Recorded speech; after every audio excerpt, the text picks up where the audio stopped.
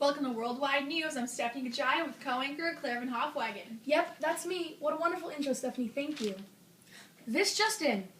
June 24th, 1948, the Soviet military is carrying out the order from Soviet leader Stalin to close all rail travel from the western zones. Yes, this is also called the Berlin Blockade. Tell me something, Stephanie. Why would the Soviet do this? Well, Stalin has been trying to spread communism for a while now, and Berlin is fresh out of the war, and their economy isn't doing so well. The Soviet Union saw an opportunity, and I guess they're taking it. We've just been informed that 2,500,000 people who live in Berlin have now become dependent on rescue stocks and airlift replacements. These goods are being generously supplied by our very own President Truman through what is known as the Marshall Plan. Now, we take you back to the beginning. Sure, we all know that Germany was distributed into 4 sections during the Potsdam Conference on July 16, 1945, each controlled by a major Allied powers, US, Britain, France, and the Soviet Union. The Soviet Union, in chance of running out the other Allied powers, set the Berlin blockade in motion. Good morning. I'm Brianna Walton, reporting to you live in front of the White House, where in a few short moments I will be interviewing President Truman. Here he comes now, President Truman. Could you please explain to me what the Marshall Plan and Truman Doctrine actually are? Yes, of course. The Truman Doctrine is the foreign policy of the United States to aid and assist other countries whose stability is threatened by communism, which is the current case in Berlin, and the Marshall Plan is the actual package aid to help war-torn European countries, and the reason we do this is because we don't want any other country to fall into the Soviet sphere. We're here trying to get nationalism out there, so in order to do that, we have to contain communism. Thank you. Thank you. God bless America! Thank you, Brianna. Because of the Berlin blockade, there were hundreds of thousands of people starving in Berlin. But, thanks to the Truman Doctrine, that is no longer the case. We now take you to Chase Ferguson. Ferguson reporting live. I'm here with eyewitness Gunther Ebel. So Gunther, how do you and your family feel about the helping hand from the U.S.? Sehr felt in Aschenstaub. Ja. Yeah? Ja. Yeah. Next, we have actual interviews with American pilots and workers who took part in the Berlin airlift. Hi, I'm here with Ralph Johnson, an American construction worker who helped build the Tegel Airport in Berlin. Mr. Johnson, can you please tell us what kind of work went into constructing Tegel?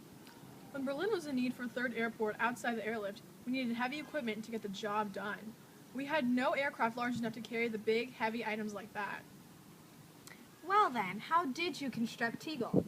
Well, we got the idea to cut the equipment into smaller pieces.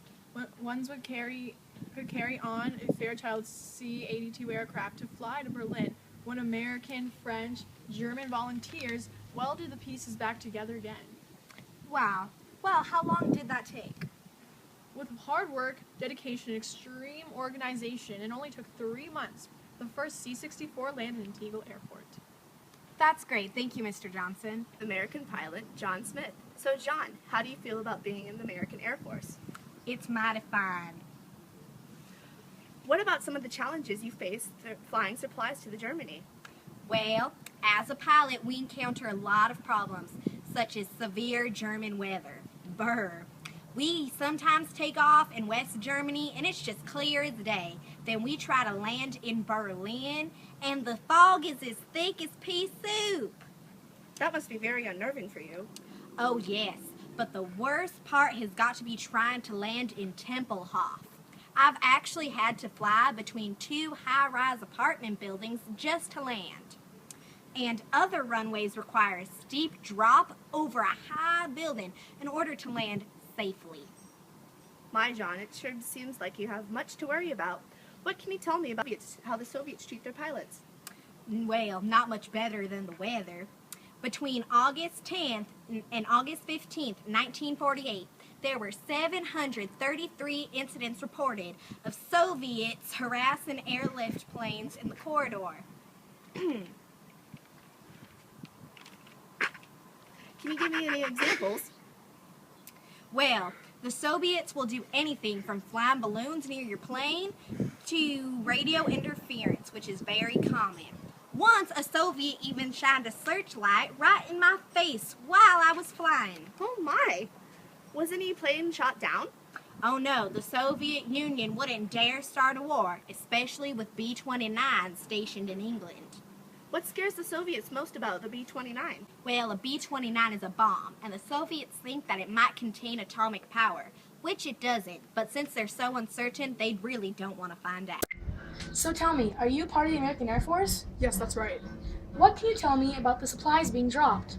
Well, we have dropped 664 tons of flour and wheat, 109 tons of meat, 10 tons of cheese, and 19 tons of powdered milk, and so much more. Wow, that is extremely interesting. Thank you. Next, we have 2 interviews. First, Olga Strausing, who was a German factory worker during the blockade. Next, Charlotte Cooper, whose husband was a pilot during the airlift. Не знал, что будет, не знал ничего. Я было очень... было страшно. И я не знаю. Моя мама сказала очень много. О да, будет хорошо, будет хорошо. Не было хорошо. Она сказала, ой, пойди, пойди. Я не знаю, а я думала... Не знал, что будет, не знал ничего. Я было очень... было страшно. И я не знаю. Моя мама сказала очень много. О да, будет хорошо, будет хорошо. Не было хорошо. Она сказала, ой, пойди, пойди. Я не знаю, а я думала... Моя... Не были деньги, не были ничего. Моя мама сказала, о, будет хорошо, будет хорошо. Я знал, не будет хорошо. Она сказала очень много, очень много. Мой брат, он сказал, о, вот это будет хорошо. Я не думала. Будет очень... After the airlift began, one of the bigger problems was they didn't have enough manpower. So, to solve that problem, they decided to actually use the people that the airlift was helping. So, Germans who volunteered to help got more goods. The response was overwhelming. Not only did it help the Americans physically, but it helped the Germans feel better on the inside. These people surprise me every day. The way they stick up for their country, it's just very inspirational for me. And I hope people all over the world hear this story and are moved the way I was. Well, that's all for today, folks. We here at Worldwide News wish you a good night and a safe drive home.